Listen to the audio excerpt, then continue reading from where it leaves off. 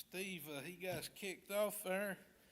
I got to thinking about, he was talking about numbers, and he's good with numbers. Well, we're going to be in the book of Numbers. Yeah, I'm not so good with numbers. That's a blessing in itself if you are good with numbers, I promise you. And exactly. And then Steve talked about the number 40. And then I thought, well, yeah, that was, 40 days, 40 nights. Well, here in Numbers, it'd be bad to try to swim for 40 days and 40 nights, but it would be bad to have to go camping for 40 years too. Is what I was thinking when he said that. So when the Israelites leave Egypt, they got 40 years of the wilderness, Sinai, Kadesh Barnea, etc., and all that. And we're going to read about some of that today here in chapter 11. We'll just start back over chapter 11, verse 1, where we kind of left off last week. And so I'll just start right out with, I'll read verses 1 through 3 this morning. All right. The title of this little chapter right here in my Bible said, "The Murmuring's Begun." So that's going to be part of what we're reading about here in the book of Numbers too while we're here. Repetitive times that people are complaining. The Israelites are complaining. We're going to hear about it in here, and not only just the people in general, but we also going to read about where Aaron and Miriam, Moses' brother and sister, are going to, well, she's going to end up in a heap of trouble there because of murmuring and stuff like that about Moses, So this murmuring, and even Steve talked about people complaining, oh, I don't want to go to school today or something like that. Well, that complaining is contagious too, and that's kind of what's going on here in the book of Numbers with these people we'll see there, They complaining, and Moses, he gets down as we read here in a little bit, and he gets to thinking he can't do all what God wants him to do there with these people, and gets to thinking he needs help, and so it's what we're reading about here in Numbers are relative to people, individuals just as well, and it's just amazing what Steve was talking about there about it, people complaining, and it puts them in a bad frame of mind, and it's contagious to the people around them as well.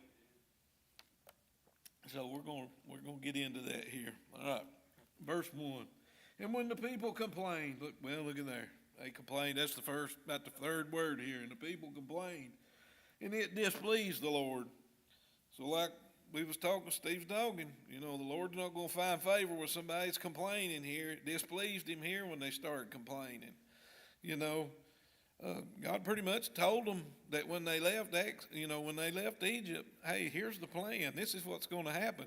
He gave proof through Moses. He has given proof up until this point, numerous times, and not lightweight stuff either. It's been miracles, unbelievable miracles.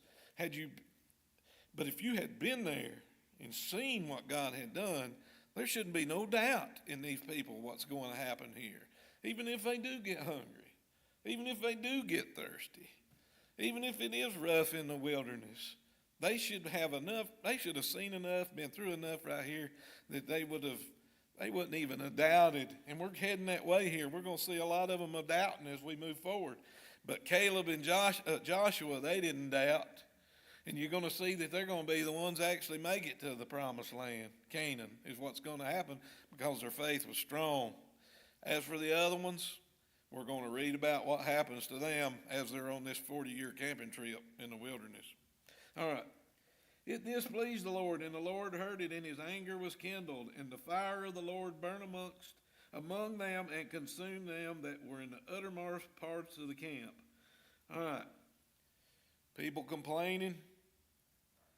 Fire consumes the people that are complaining in the uttermost part of the camp. What does that uttermost kind of make you think of right there? When you're thinking about this, we've got this big camp area, and the tabernacle is in the center, and the Levites are around it. So the other tribes are around this camp in the uttermost parts. What do you think is going to be happening in the uttermost parts? We know what's happening there next to the tabernacle where the Levites are. What are they doing? They working. They're busy. They're there next to the tabernacle. But here on the outskirts, the uttermost part, I mean, you can kind of put two and two together and figure with your own line of thoughts.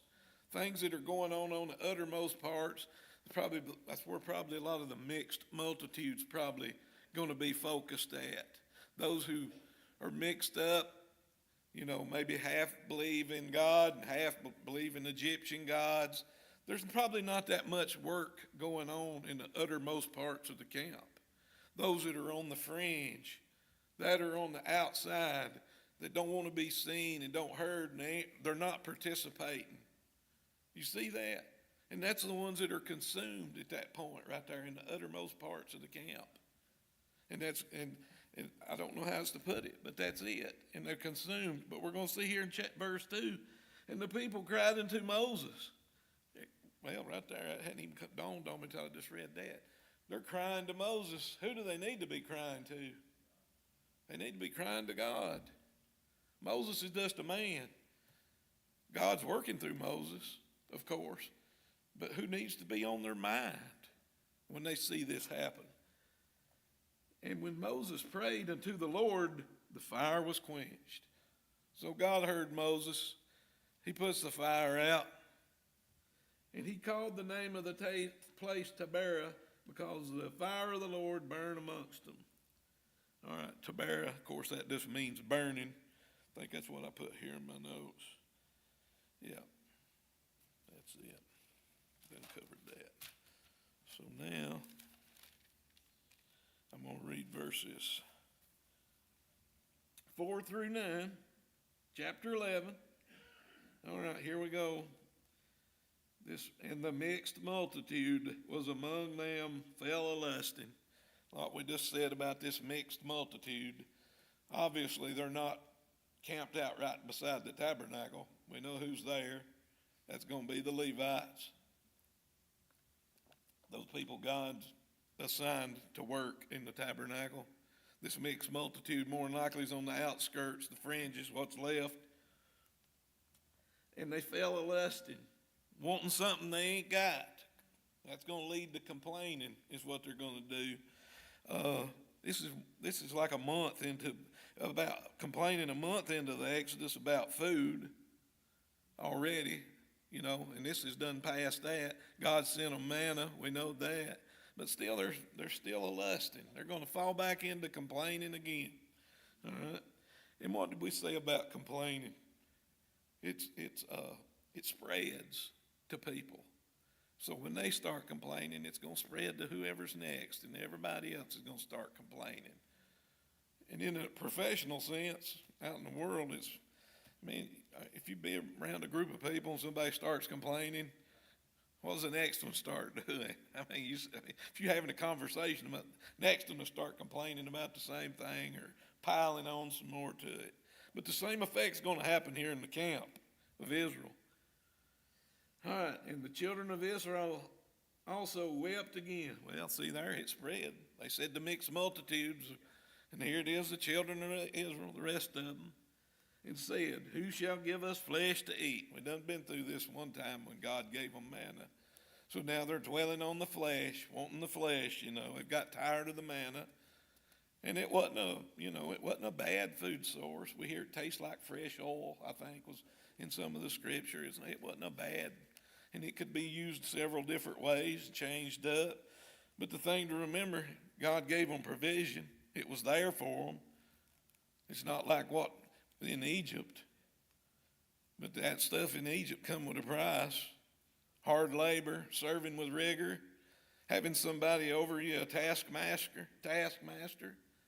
So all them good things in Egypt, it come with a price. But all they had to do is have faith in God, and they got manna right there for them to take care of them out here in the wilderness.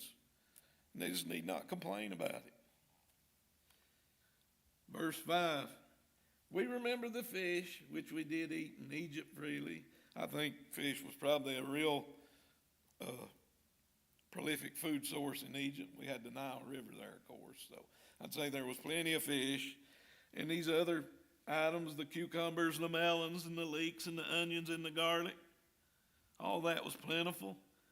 But now our soul is dried away. There is nothing at all beside this manna before our eyes. See, there they are complaining about the manna, like I just said. Wanting something they ain't got. And the manna was as coriander seed, and the color thereof is the color of bdellium. I think that might be like a yellow color or something, if I remember right. And the people went about and gathered it and ground it in mills and beat it in a mortar and baked it in pans and made cakes of it. And the taste of it was as the taste of fresh oil. And when the dew fell upon the camp in the night, the manna fell upon it. And that was it. Every day it was there except one day a week coming up before the Sabbath. And they could get enough the day before that to carry them through. It's what God instructed them. So they didn't have to do without.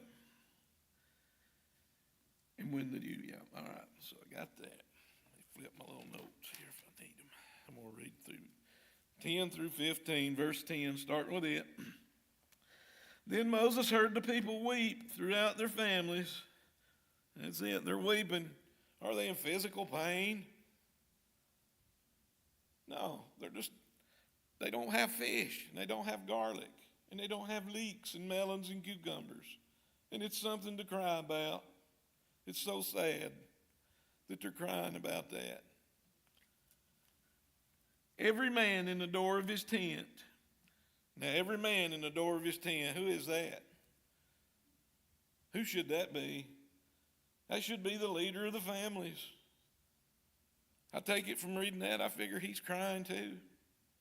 So the rest of his family's going to be crying and moaning and complaining. Not much of a leader on that. He's the head of the house. And the anger of the Lord was kindled greatly. Poor leadership, crying, whining, moaning. It don't make God happy. We see that right here. Kindled his anger greatly. And not only that, but Moses was also displeased. And Moses said unto the Lord, Wherefore hast thou afflicted thy servant? And wherefore have I not found favor in thy sight, that thou layest the burden of all this people upon me? Verse 12, Have I conceived all this people? Have I begotten them, that thou shouldest say unto me, Carry thou in thy bosom as a nursing father beareth the sucking child, unto the land which thou swarest unto the fathers. He's calling them like a bunch of babies. He's having to carry them in their bosom. But you got to remember too here, he's a bit depressed here if you read this. He's sure not happy about it. He's looking at God and talking to God and saying, Why'd you put this on me? I'm having to nurse these around like babies. Whence should I have flesh to give them unto all this people? He's saying, how am I going to give them flesh? They're wanting fish. They're wanting flesh. How am I supposed to do this? And I mean, he's looking at it like he's responsible for it, but he's forgetting the big picture. Who's going to provide food, period? When they get to this point, they're in this wilderness. This ain't no hospitable place either. I mean, not to standards of where we live. I mean, this Sinai Peninsula and all that, don't look at hospitable to me, number one. There's places in which it is. There's oases, forested areas like that. But a lot of this part of the world is arid to some degree. And the place that's got the food that they're wanting for is going to be in Canaan, where God told them he's going to take them. So they need to realize it ain't going to be here. God's going to get them through. And at this point, they're not thinking they're going to be walking around 40 years. But still, it's not that far to Canaan from where they're at. It's not that big an area if you look at it on a map. But here they are crying. They can't make it to Canaan. That little short of, what we say, 2 weeks when we first started. If they left out and just went as fast as they could, it might take 2 weeks, a month, or something like that. But they're complaining. And Moses says, how am I going to have flesh to give unto all these people? For they weep unto me, saying, Give us flesh that we may eat. I am not able to bear all this people alone, because it is too heavy for me. All right, a little pity party here for Moses. It's too much for me, God. I can't do it. Can't do what you want me to do, God, is what he's telling them. I can't. It's just too much. Too heavy for me. Verse 15. And if thou deal thus with me, kill me, I pray thee, out of hand. If I have found favor in thy sight, then let me not see my wretchedness. He's got so depressed over this. He's went from the complaining and the pity. I can't do it, God, and depression. And now he's thinking about almost really suicide. He's got really beat down over this, about these people crying about this food. And what happened to our memory of the miracles that just occurred? What happened? I mean, God's brought them through a lot already. He's already given them food.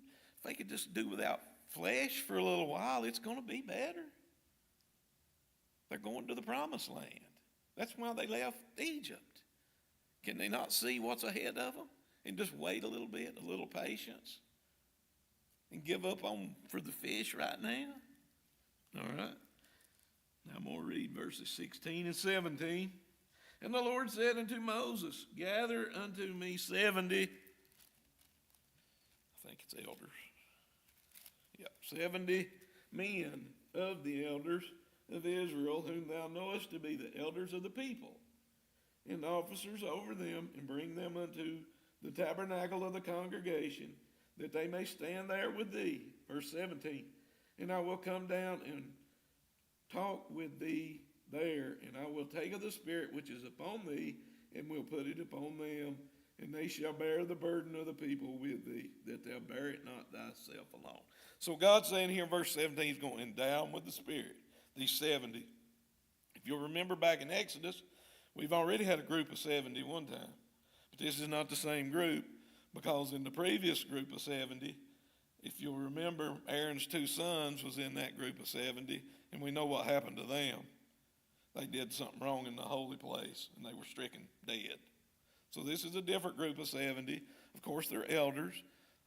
Leaders from each tribe going to be selected there, and God's going to endow them with the Spirit.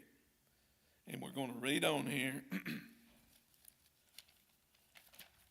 18 through 23. And say thou unto the people, Sanctify, clean yourself, set yourself apart against tomorrow, and ye shall eat flesh. For ye have wept in the ears of the Lord, saying, Who shall give us flesh to eat? For it was well with us in Egypt.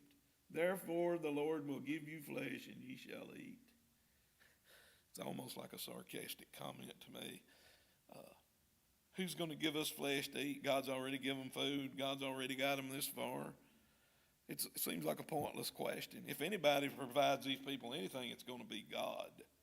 If they get anything out of this place, and why they can't accept that, they're that hooked on the pleasures of Egypt still, that's embedded in them. Easy food. And even at the point to where they served hard labor with rigor, but they still want stuff back, the things that they had in Egypt, parts of it, they just can't get that out of their system. They can't purge it out. They keep thinking about it.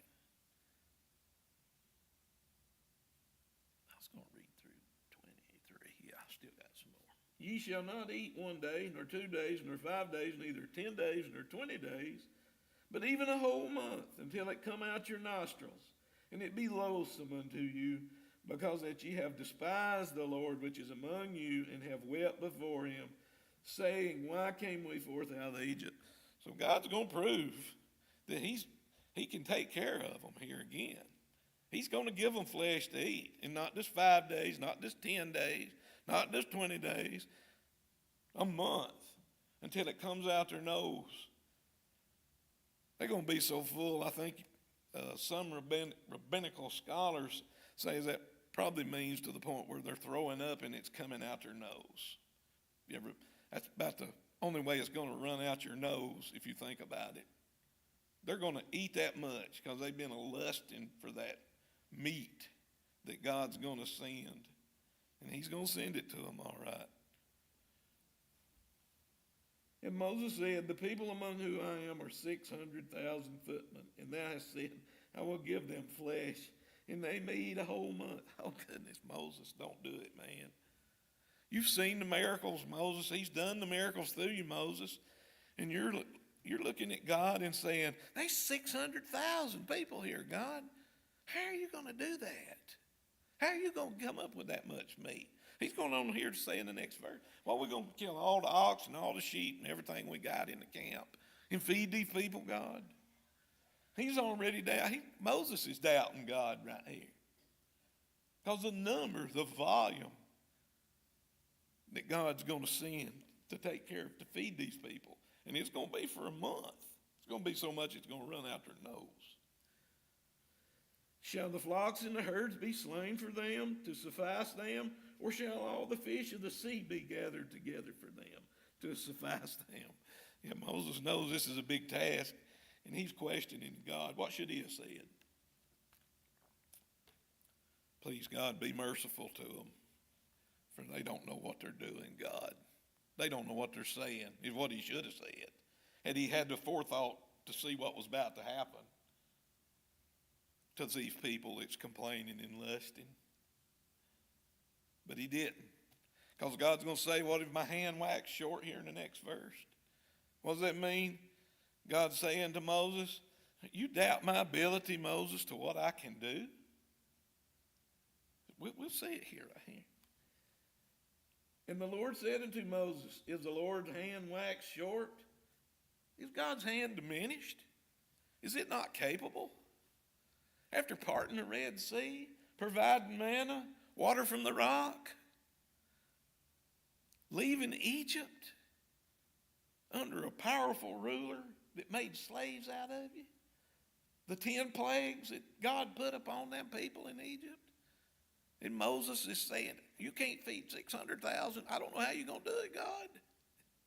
But right here, he's going to find out. Now I'm going to read 24 and 25. And Moses went out and told the people the words of the Lord, and gathered the 70 men, that's them 70 that were picked, the elders of the people, and set them round about the tabernacle. Here we are around the tabernacle where things should be happening. It ain't going to be happening in the uttermost parts of the camp. We can see what goes on out there already. The good things, calling together the people, getting them together, needs to be here close to the tabernacle, to where Moses can relay the messages from God to them, where they can hear what God's got to say. And the Lord came down in a cloud and spake unto him, and took of the Spirit that was upon him, and gave it unto the 70 elders. And it came to pass that when the Spirit rested upon them, they prophesied and did not cease. All right. So you got the 70. God's endowed them with the Spirit. So the Spirit was lacking to start with. There's one thing you can say for sure. Yeah, we still got 5 minutes. And they started prophesying. And, you know, my first thought was prophets, prophesying, people prophet. But, you know, that's something that had been around a while already. Prophets. I mean, try and think about it a minute. One that pops to my mind as prophet before this time was Noah. Think about it. What was he telling the people? What was Noah prophesying? The flood, yeah. So, you know, this ain't something new that God was doing. This is something, they've been prophets prior to this. Abraham had some prophetic abilities. How about the dreams? How about the man who reads the dreams? Y'all remember him? Joseph. Joseph was like a prophet too. So this ain't something new that's going on here. So these men could start, these 70 elders can start telling them This is what's going to happen, y'all. Somebody around there needed to, because poor old Moses couldn't do it all by himself, evidently. But you got 70 here now. All right. Now we'll read 26 through 30. But there remained 2 of the men in the camp. And these 2 was in the camp. They wasn't up here where the Spirit was being endowed on the 70. And the name of one was Eldad, and the name of the other Medad. Yeah. Eldad, his name means God is loved. Medad is affectionate. Just a little something I threw in there and looked up. I was curious what their names meant for them to be picked like that out of the camp. And the Spirit rested upon them, and they were of them that were written, but went not out into the tabernacle, and they prophesied in the camp.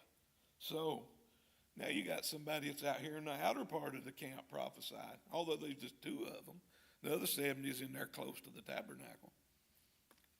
I'm sorry, y'all, my voice just has been bad for a week now. I have to drink a little water. I can't keep talking.